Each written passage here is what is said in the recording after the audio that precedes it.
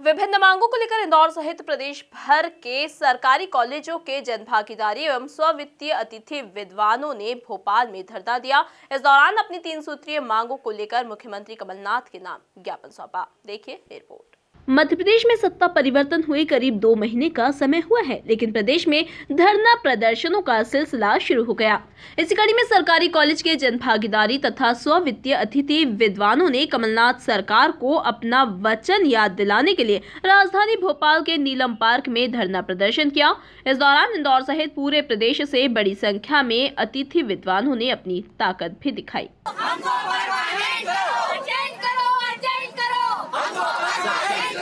शिक्षा शिक्षक एक समान मध्य प्रदेश में है परेशान। शिक्षा शिक्षक एक समान, शिक्षा शिक्षक एक समान, शिक्षा शिक्षक एक समान। बहुत हो गई अनदेखी, बहुत हो गई अनदेखी। अर्जेंट करो, अर्जेंट करो, अर्जेंट करो, अर्जेंट करो। शिक्षा शिक्षक एक समान पद नहीं, विषय है पर पद नहीं, हद नहीं, विषय है पर पद नहीं, हद नहीं।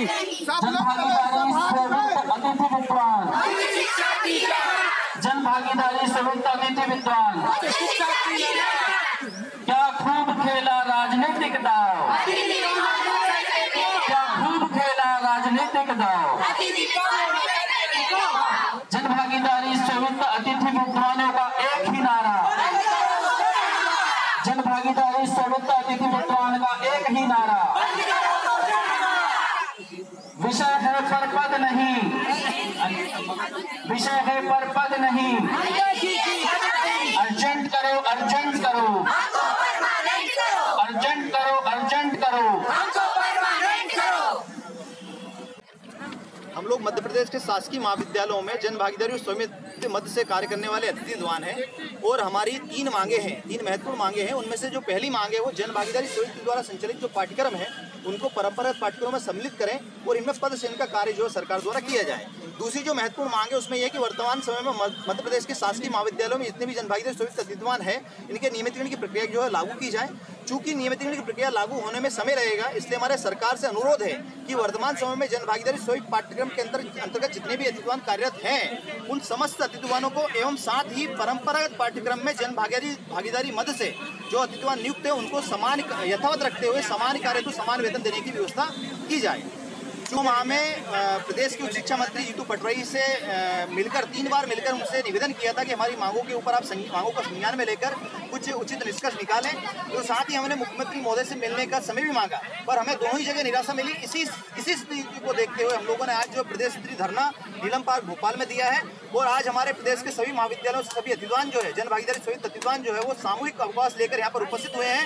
आज हमारी सरकार से अपेक्षा है कि सरकार इस उच्च शिक्षा के अंतर्गत अध्यापन कार्य कर रहे अतिथिवानों की पीड़ा को समझे और उच्च शिक्षा विभाग के अंतर्गत जो स्वामित्व पाठ्यक्रम के अंतर्गत जो विद्यार्थी महत्वपूर्ण विषयों में अध्ययन कर रहे हैं उन विद्यार्थियों के भविष्य को ध्यान में रखते हुए हम जनभागीदारी स्वामित्व अतिथि विद्वानों को यथावत रखें और इनके लिए जो हमारी जो 3 सूत्री मांगे हैं उनको संज्ञान में लेकर उनको पूर्ण करने का अपना वचन जो है वो निभाएं। अगर सरकार हमारी बातों को ध्यान नहीं देती तो आज हमने एक सांकेतिक धरना प्रदर्शन किया है। आगे हम अगर सरकार की तरफ से अगर ठोस कदम नहीं उठाया जाता तो सभी रास्ते हमारे लिए जो है वो खुले हुए हैं। अतिथि विद्वान कल्याण समिति के महासचिव धर्मेंद्र जाट ने बताया कि अतिथि शिक्षक लंबे समय से सरकार से अपनी 3 सूत्रीय लंबित मांग को पूरी करने की मांग कर रहे हैं। इनमें पहली मांग ये है कि सेल्फ फाइनेंस कोर्स को परंपरागत शामिल कर नए पद निकाले जाएं। वर्तमान में कार्यरत अतिथि विद्वानों को नियमित किया जाए। जब तक यह प्रक्रिया होती है तब तक किसी भी जनभागीदारी स्व-वित्तीय अतिथि विद्वान को हटाया नहीं जाए और यथावत रखते हुए सभी को समान कार्य समान वेतन मिले। आज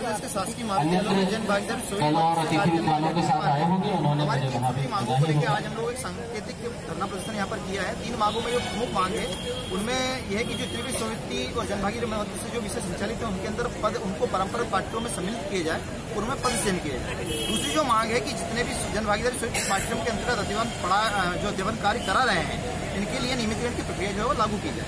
चूंकि नियमितीकरण की प्रक्रिया लागू होने में थोड़ा समय लगेगा, तो वर्तमान में हमारी सरकार से तीसरी मांग को लेकर प्रमुख अपेक्षा है कि जितने भी वर्तमान समय में शासकीय महाविद्यालयों में जन भागीदारी और समिति मद से जो अतिथि कार्य कर रहे हैं, साथ ही परंपरागत पाठ्यक्रम में जन भागीदारी मद से जो अतिथि कार्य कर रहे हैं, उनको यथावत रखते हुए जो वेतन की विसंगति है, क्योंकि मध्य प्रदेश के अंदर अलग अलग महाविद्यालयों में कोई 7, कोई 8, कोई 10, 15, 20 अलग अलग वेतन की विसंगतियों के साथ कार्य कर रहे हैं अतिथिवान हैं। तो हमारी ये मांग है कि जो एडी या उच्च शिक्षा के जो अतिथिवान होते हैं, उनके समान हमारे वेतन को रखें और समान कार्य को समान वेतन देने की व्यवस्था की जाए।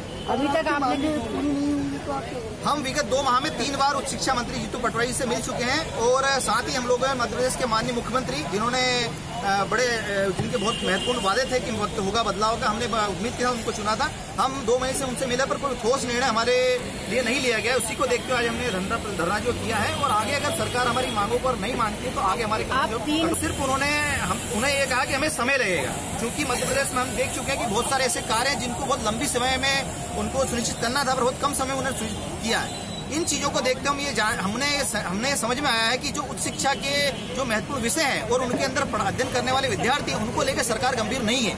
क्योंकि अगर उच्च शिक्षा के अंतर्गत जो रोजगार उन्मुखी विषय उनके विद्यार्थियों को लेकर सरकार अगर गंभीर होती तो उनके अंदर पढ़ाने वाले अतिथिवान जो समिति जनभागीदारी अतिथिवान है, उनको लेकर ठोस योजना जो सरकार बनाती। सरकार से हमारी अपेक्षा है, चूंकि उन्होंने वचन पत्र में कहा था कि पद चयन करेंगे और नियमितीकरण करेंगे, अभी तक उन वचन के ऊपर वो अभी तक कटिबद्ध नहीं है। हमारी उम्मीद है कि सरकार इस ओर जो है वो महत्वपूर्ण जो है वो निर्णय लेगी। आगे आज हम लोगों ने सभी प्रदेश के शासकीय महाविद्यालयों में सामूहिक अवकाश लेकर जो है सांकेतिक धरना प्रदर्शन किया है। सरकार से हमें उम्मीद है और विश्वास है कि सरकार हमारी बातों को समझ कर, चूंकि जो मांगे हैं वो महत्वपूर्ण मांगे हैं और उच्च शिक्षा के अंतर्गत अध्ययन कर रहे विद्यार्थियों को लेकर महत्वपूर्ण मांगे हैं, तो सरकार हमारी मांगों को मानेगी और अगर नहीं मानती तो आगे जो कोई भी ठोस कदम होंगे वो हमारी प्रदेश कार्यकारिणी मिलकर जो तय। इस दौरान कालापीपल विधायक कुणाल चौधरी धरना स्थल पर पहुंचे और जमीन पर बैठकर सभी मांगों को सुना और उन्हें पूरा करने का आश्वासन भी दिया। आपने चर्चा की, पीड़ा आपने समझ ली है, काफी कुछ हद तक आपको जन भागीदारी शोधित प्रतिनिधियों के हित में क्या आप कर सकते हैं, आपकी सरकार क्या निर्णय ले, इसमें काफी कुछ समझ गए होंगे। हम जो यहाँ पर सांकेतिक धरना और एक आह्वान सभा के रूप में जो बैठे हैं, उसके लिए 3 सूत्री मांगे हैं और प्रमुख मांगे हैं।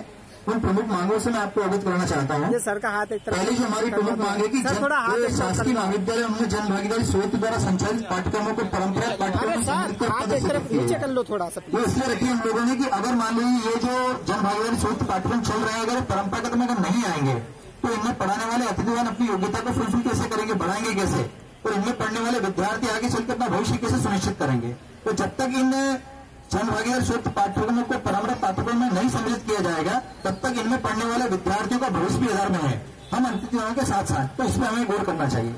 दूसरा जो है कि वर्तमान समय में मध्य प्रदेश के शासकीय महाविद्यालयों में जन भागीदारी शोध पाठ्यक्रम के अंतर्गत अध्यापन कार्य कर रहे समस्त अतिथियों का युक्तियुक्तकरण के आधार नियमितीकरण किया जाना चाहिए कि जो अतिथिवान 15 साल 20 साल या 5 साल से अपनी सेवाएं दे रहा है, जब इन विषयों को शुरू किया गया था तो इनको पढ़ाने की, इन विषयों को सीखने की जो जिम्मेदारी निभाई थी वो हम अतिथियों ने निभाई थी। आज उनके कारण प्रदेश के, मैं आपको एक महत्वपूर्ण बात बताना चाहता हूं कि प्रदेश का 80% उच्च शिक्षा ग्रहण करने वाला विद्यार्थी इन जन भागीदारी से पाठ्यक्रम के अंदर अध्ययनरत है और उनको पढ़ाने वाले हम अतिथिवान हैं, तो उस बात पर हमें गौर करना पड़ेगा। तीसरी जो बात है कि चूंकि हम जानते हैं कि ये जो पद चयन करना और परंपरा पाठ्यक्रम के अंदर लाना और नियमितीकरण करना एक लंबी प्रक्रिया हो सकता है, इसके लिए आपको सोचना पड़े, समझना पड़े। हम अभी तक 3 बार जीतू भैया से मिल चुके हैं, जीतू भैया का हमको समय लगेगा, इसमें नीति बनानी पड़ेगी, तो हम मानते हैं कि इन 2 मांगों को लेकर नीति बनानी पड़ेगी, सोचना पड़ेगा। पर तीसरी जो प्रमुख मांग है जिसको लेकर सभी मध्य प्रदेश के अतिथिवान कांग्रेस सरकार से उम्मीद लगाया और उस उम्मीद से वोट भी दिए हैं और आगे लोकसभा में देने की तैयारी भी कर रहे हैं। तो तीसरी जो मांग है कि नियमितीकरण की प्रक्रिया लागू होने तक वर्तमान में शासकीय महाविद्यालयों में कार्यरत प्रदेश के समस्त जन भागीदारी शोध पाठ्यक्रम के अंदर अध्यापन कार्य कर रहे हैं समस्त अतिथिवान एवं चूंकि एक बात और भी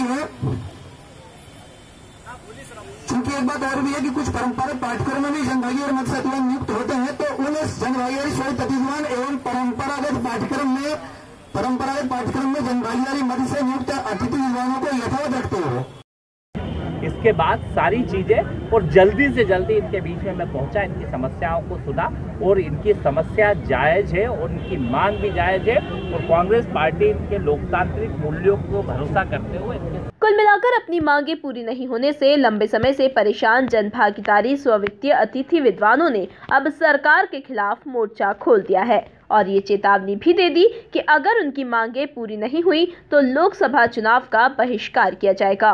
bureau report, MP news, Bhopal.